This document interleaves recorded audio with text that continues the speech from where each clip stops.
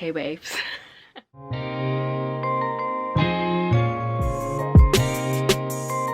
Welcome back to my channel. My name is Isha if you're new here, and if you are new here, I hope to subscribe for more videos from me. But in today's video, we're going to be ranking Mario Zapata's books. I have them all right here. Not all of them. I do not own 3 of the physical books that I actually do want to own. The other 2 I don't really care to possess, but I have read all of her books besides like 2. I started in like kind of DNF because I wasn't really vibing with it. So okay, now this is a really fun video for me because if you know one thing about me, Mario Zapata is one of my favorite authors. I'm a Mario Zapata stan. I love her books. Are comfort for me, and I love them all. They're real, they're relatable, they're funny, give everything that they need to give, okay? And they're also slow burn. You do like slow burns, you know, the slow burn queen herself, Mario Zapata. We are going to be ranking all of her books. I have most of them here. Only copies that I don't have that I do want are Unlocked, Colty, and The Best Thing, and Hands Down. I don't know how I forgot about this book. I truly do not know, but I did. She has so many good books, so this video is going to be really hard for me to like actually rank them, and I'm going to tell you exactly why I rank them, and a little bit of a backstory of each book so that you can get the gist if you want to read them or not, okay? So at the bottom of the totem pole, Rhythm, Chord, and Malakine, Rhythm, Chord, and Malakine, I think that's how you say the name. I would say that is at the bottom because I haven't listened to it, I haven't read it, haven't really felt the need to. I read the reviews. The reviews on Mario Zapata books don't be accurate for me, so I should probably go ahead and read it or listen to it, one of the two. I just couldn't really get into the theme of the book. It's supposed to be about a girl. Her brother's in a band and she gets to work the band, and she's like going on tour with the band, and she falls in love with like I think one of the band players. I don't really be getting into rock star romances. I don't know. I don't think I've ever like dipped my toe into it, so it never really piqued my interest. So that's at the bottom. The second one would probably be Lingus, would probably be the next one.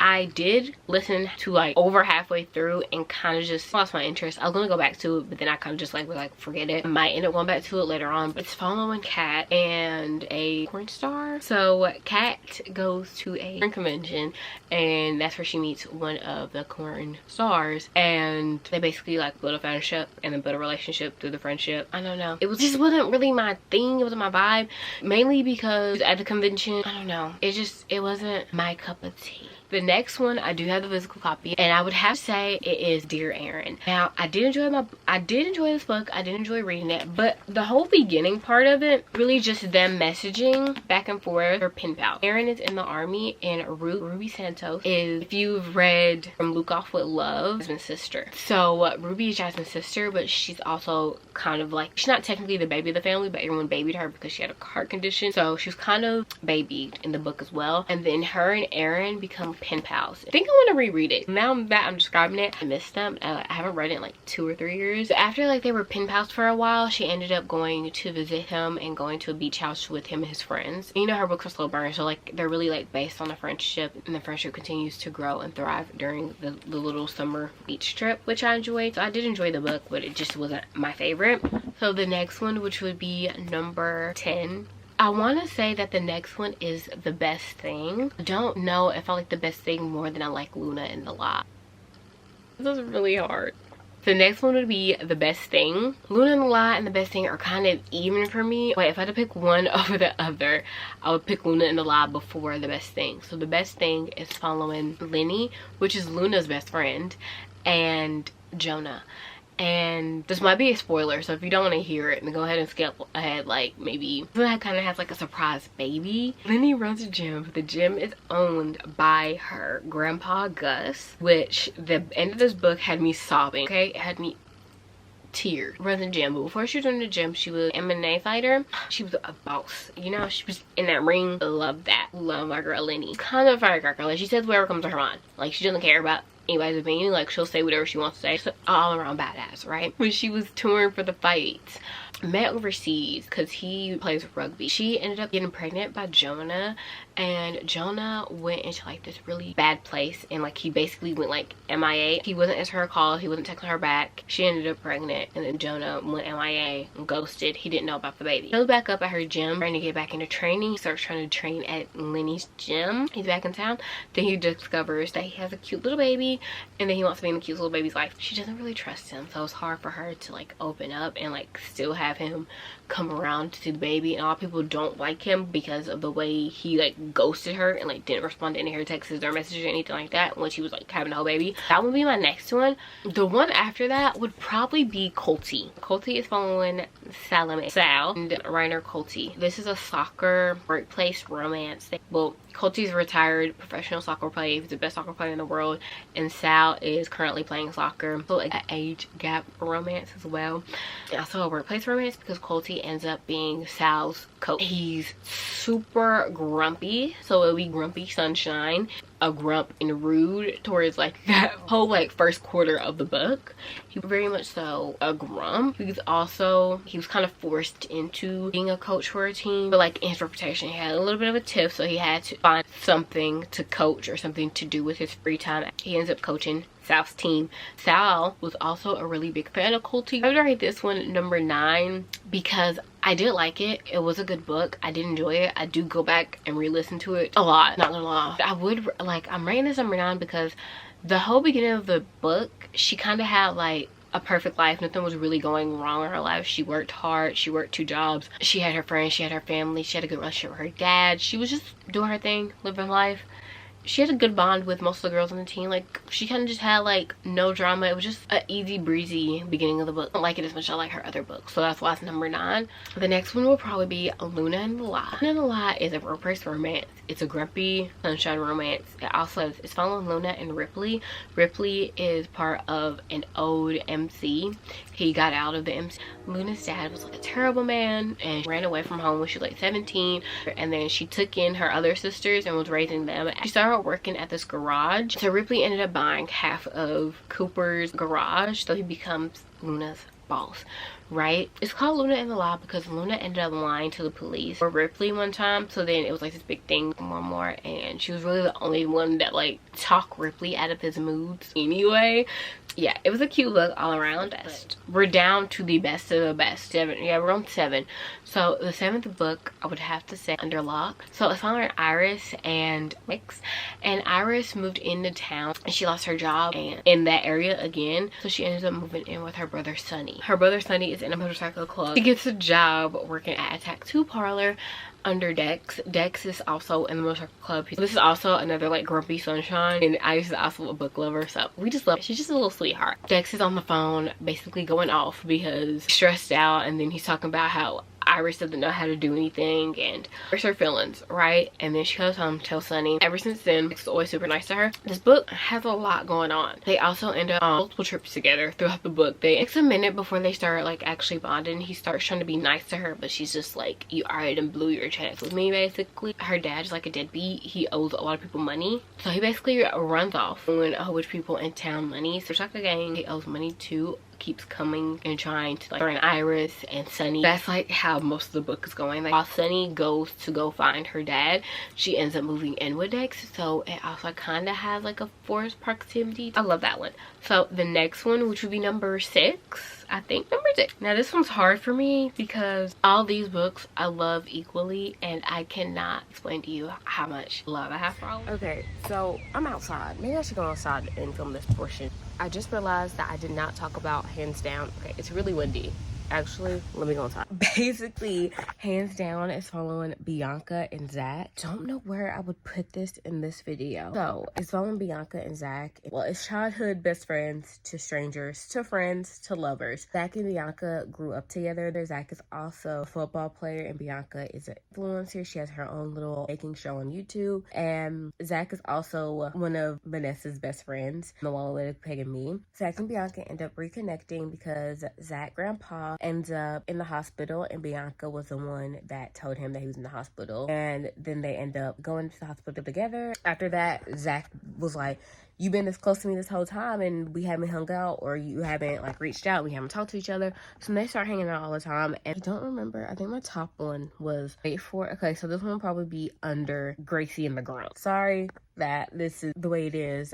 My mind sometimes, you know how it be. Y'all know how it would be. Okay, enjoy the rest of the video. I don't know. We're down to From Luke Off with Love, Wait for It. Our Rose lead here when Gracie met the Grump and the Wallow Academy. We're on number 6, aren't we? The next one might have to be All Roads Lead Here. Oh, that is a hard decision to make. Yeah, okay. That's the next one. This one is following Aurora and Tobias Rhodes. Aurora was in a really long-time relationship with this really famous singer. They break up and she wants to go back to the first lady ever, like truly really happy. And it is Colorado, where she was living with her mom. She's trying to do all the hikes in her mom's journal. She also ends up renting an apartment outside of Rhodes' house, basically without him knowing. His son Amos rented out to her. The whole first chapter of the book was just, it was a mess. Okay, like the apartment is like basically in his yard, you know, doing all these hikes. She's reconnecting with her old best friend Clara, and it's basically just a small town slow burn romance. It's just a really good book all around. This one would probably be When Gracie Met the Grump. This one was her latest release, and when it came out, I literally did nothing but read the book. Like, I had a test I was supposed to be studying for, and I didn't. I was just reading the book. It was just that good. Like, her books just hook you and grab you, and just, it's amazing. This one is following Gracie and Alex. So, has been on the run her whole life. Yeah, from a cartel, from the mob, you know. She's been on the run her whole life because her parents stole a whole bunch of money. They think that she has the money, so she's been running and hiding. Both her grandparents passed away, so she's just really been by herself for the last couple of years, which is honestly sad when you think about it. This is also like a superhero type romance because Alex has superhero powers. He's like from a different... Alex gets dumped in Gracie's yard. At the part where Alex gets dumped to her house, she was planning on moving soon, but he got dumped, so she was just nursing him back to health because he got really badly injured. Remember, she was taking care of him for a long time, so she didn't end up moving. And then his family is also like really just like gorgeous, amazing people. Their banter in this book was amazing. Like the way that they would just come like at each other back to back. It was, he would say something smart, she would be right back with it. So number 3 will be Wait For It. I absolutely love this book. Diana and Dallas are perfect. This is a single parent trope as well. Diana has custody of both her nephews, and Dallas is her next door neighbor. Also, this is like a grumpy sunshine at the beginning, but Dallas is really like this big teddy bear. I don't know if it was like really grumpy sunshine, but like it was kind of grumpy sunshine at the beginning, you know, just a little bit. So one of her nephews also plays baseball, and Dallas coaches the baseball team. Josh ends up being on Dallas's baseball team. They're seeing each other a lot outside of just being neighbors as well. He's an all-around good, wholesome guy, and I just really love the book. And Diana is just the best. She really is. You just want to love Diana. That's number 3. So number 2, we are tied neck and neck with from Luke Off With Love, The Wallowing and Me. We are tied with these two. I think these might be the first 2 that I've actually read from her. They are by far, I think, the best ones. We might just be tied. I know I said I was ranking them, but this to be a tie with Luke Off With Love and The Wallowing and Me. When I say that I do not know. So from Luke Off With Love is following Jasmine and Ivan. So Jasmine is a figure skater, and she's also just the best book characters I've ever read. She's a little firecracker. She's so real. She's just that girl. She's just a boss, and I love her, right? So she's a figure skater. She's been figure skating her whole life. She also has Ivan is also a figure skater, but he's been competing in like longer than her, and he's also like a champion of some sorts or something like that. Like he's really like high up there in the professional ice skating world. Ivan and Jasmine end up being partners because Ivan really wanted her to be his partner, even though like they've had like this feud going back and forth with each other. So this will be like an enemies to lovers too, because they have literally been like at each other's neck since they were younger. I love them. Jasmine and Ivan end up being partners together, so they are practicing all the time together. They end up hanging out a lot together because they have to build a trust between each other. Also training and spending a lot of time together. So it's just all around an amazing book. I loved it. They're doing interviews together as well. They just love this book. I loved everything about it. The comedy was good. The side characters were good. Her family was great. It was just a really good book. Ivan's family was great. Also, Jasmine is best friends with Ivan's sister. While Lloyd could take a me, this is the last one. And like I said, those 2 are tied for me. But this one just is near and dear to my heart because this is the first one that I've ever read by her that hooked me. If she drops a book, I'm going to read it. Vanessa is Aiden's assistant, professional football player. Vanessa is his assistant, right? And she's also a graphic designer. She's been doing both jobs basically full time. I love her. She's the best. She's been planning on quitting for a while. She's been saving up. Finally cracks and quits on him. Walks out, flips him off as she walks out the door.